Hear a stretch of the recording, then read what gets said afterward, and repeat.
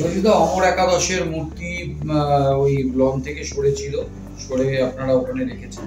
আমরা এখানে দেখছিলাম যে যেহেতু আমরা এখানে কোনো শেড করতে পারছিলাম না আর্মির এতে, তো সেই জন্য আমরা দেখছিলাম যে মূর্তিটা ডিটোরিয়েট করছিল বৃষ্টি রোদ জলে, ওনার প্রোটেকশন দেওয়া খুব দরকার ছিল। সেই জন্য আমরা খুব সুন্দর জায়গা আর্মির সঙ্গে কথা বলে জায়গা করে সেই জায়গায় শিফট করে এখন সুন্দর করে রাখা হয়েছে।